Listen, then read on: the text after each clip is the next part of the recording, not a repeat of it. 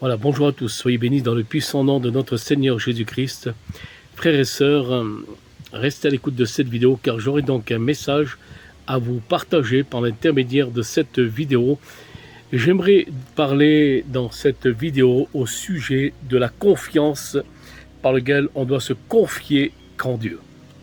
À combien qu'il est important la confiance en Dieu et garder la foi, bien sûr, dans ces moments de doute par lesquels le monde nous trouble tellement, et il faut dire ce qui est, nous vivons dans un monde de tourments.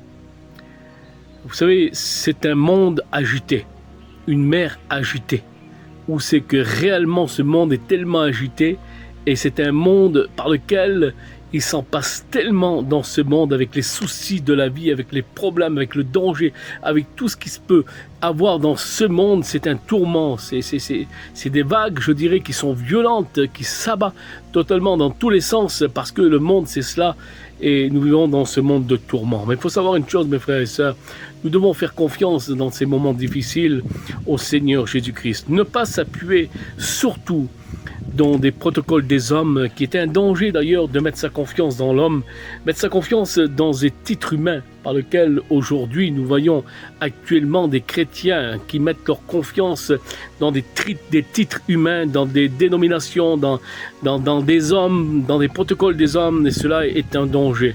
Si nous voulons réellement avancer avec le Seigneur dans ces moments de tourment, dans ces moments difficiles, dans ces moments de tribulation, dans ces moments où que vraiment, réellement, que le Seigneur est proche et qui va venir chercher d'ailleurs l'église de Jésus-Christ, il va venir chercher bien sûr sa fiancée, à savoir que nous serons l'épouse lorsque nous partirons à la rencontre de l'époux. À savoir, à partir de là, nous sommes fiancés et nous avons la bague de fiançage, et cette bague de fiançage, eh bien, nous devons la garder, parce qu'à combien qu'il est important de garder la bague de fiançage, ce qui veut dire qu'il faut rester fidèle à l'époux. Restons fidèles à notre Seigneur Jésus-Christ, parce que le monde veut nous enlever et veut nous retirer de la fidélité envers notre Seigneur Jésus-Christ, notre époux qui est pur et qui est saint, car le monde veut nous salir dans ce sens-là.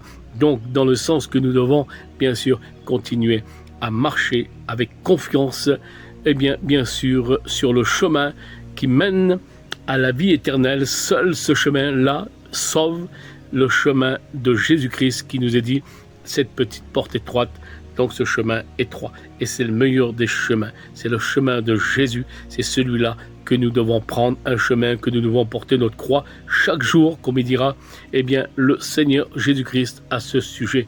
Donc, lorsqu'il est dit de porter sa croix chaque jour, il est question, eh bien, de souffrir aussi pour le Seigneur Jésus-Christ, parce que lui, il a souffert pour nous, mais c'est à notre tour aussi de souffrir pour lui. Pourquoi? Parce qu'il dit dans sa parole, vous serez persécutés à cause de mon nom.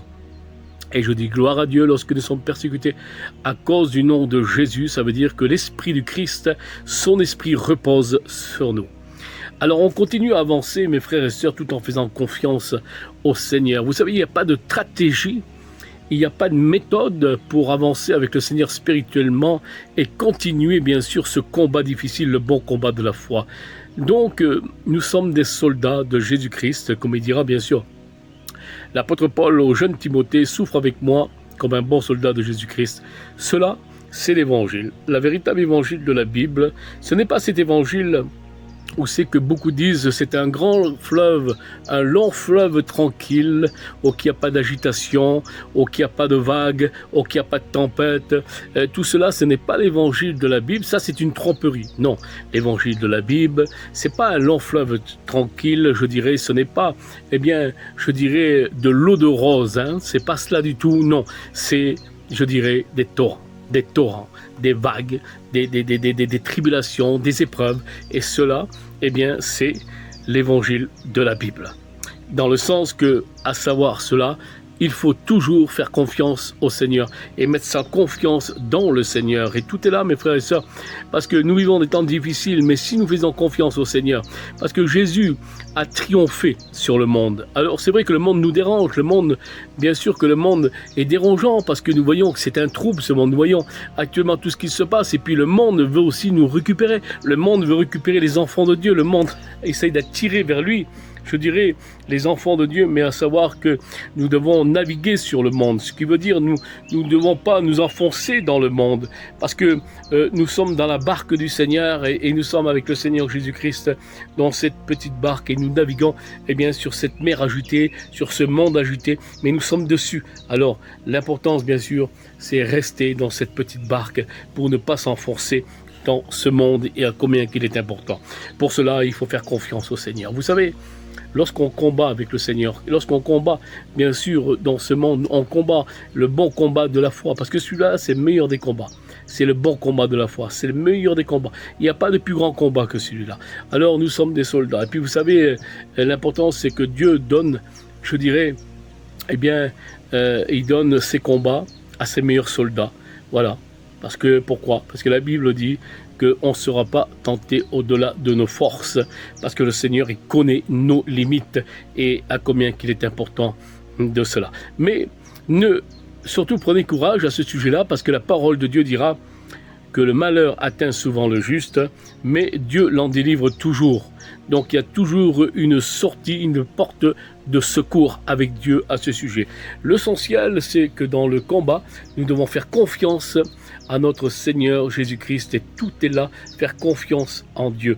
Laissez-moi vous dire qu'il y a, je dirais, une solution qui est d'ailleurs même, je dirais, absolue dans le combat. Eh bien, laissez-moi vous dire, c'est la prière. Parce que la prière, c'est quelque chose qui rouvre des portes, des très grandes portes, je dirais, à notre vie, la prière. L'important, c'est rester toujours en communion avec le Seigneur, avoir cette bonne mise à part. Parce que la mise à part avec le Seigneur, il nous la faut. Cette mise à part intime avec le Seigneur, lorsqu'il est dit, rentre dans ta chambre et prie ton Père qui est dans les cieux en secret. C'est une question d'intimité, c'est une question d'intime, c'est une question que nous avons une mise à part, une relation directe avec le Seigneur. Il faut garder cette relation. Vous savez, mes frères et sœurs, l'importance, c'est que nous devons plier les genoux et nous devons rester dans la prière. Parce que laissez-moi vous dire, lorsque nous avons les genoux pliés et lorsque nos genoux touchent la terre, c'est ainsi que nous touchons le cœur de Dieu. Et là, il est important, et c'est dans la prière que nous touchons le cœur de Dieu.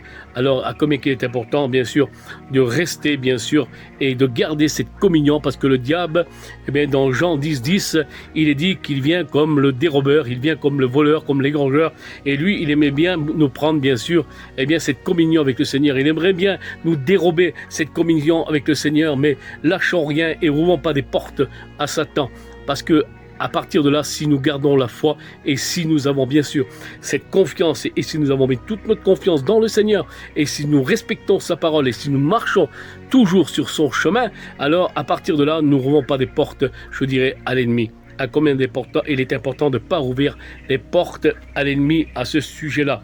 Écoutez ce qu'il est écrit, mes frères et sœurs, dans Ésaïe au chapitre 40. Ésaïe 40. Alors, je vais faire la lecture pour vous. Ésaïe 40 et verset 31. À combien qu'il est important. Notez bien ce chapitre, ce verset. Ésaïe 40, 31. Ésaïe 40, 31. Mais ceux qui se confient, écoutez ça. Mais ceux qui se confient en l'Éternel renouvellent leur force. Ils prennent le vol comme les aigles. Ils courent. Écoutez, ils courent et ne se lassent point, se fatiguent point. Ils marchent et ne se fatiguent pas. Amen. Je refais la lecture. Ésaïe 40, chapitre 40, verset 31. Mais ceux qui se confient en l'Éternel renouvellent leur force. Ils prennent le vol comme un aigle. Ils courent et ne se lassent point. Ils marchent et ne se fatiguent point. Voilà, tout est là, il n'y a pas de stratégie, il n'y a pas de méthode au sujet de la vie chrétienne, au sujet de l'évangile. L'importance, c'est rester fidèle au Seigneur Jésus-Christ et lui faire confiance. Voilà, lui faire confiance. Jésus a préparé des projets pour nous, mais non pas des projets de malheur, mais des projets de bonheur, car le Seigneur veut notre bien, parce que le Seigneur, il nous aime. Alors laissez-moi vous dire, mes frères et sœurs, si vous passez par des moments difficiles, laissez-moi vous dire que le Seigneur dira, Seigneur dira lui-même, vous aurez des tribulations dans le monde, mais prenez courage, j'ai vaincu le monde. Le Seigneur nous a averti que nous aurons des tribulations dans le monde.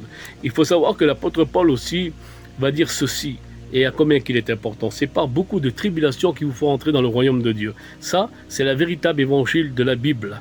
Alors, ne nous laissons pas tromper, bien sûr, avec cet évangile qui est fausse, ou qu'on nous présente une évangile de prospérité, une évangile que tout est beau, que tout est joli.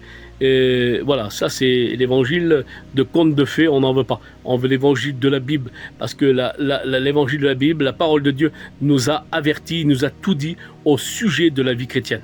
Voilà, que Dieu vous bénisse, et n'oubliez jamais, restons fidèles, le Seigneur, l'époux, revient nous chercher, et l'importance, faites confiance, et nous devons faire confiance au Seigneur, et mettre toute notre confiance en Jésus-Christ, non pas dans l'homme, non pas dans les protocoles des hommes, non pas dans les dénominations, non pas dans toutes ces choses-là, tout ce qui est humain, mais mettre toute notre confiance en l'Éternel, comme il est écrit ici dans Ésaïe 40, 31. Soyez bénis.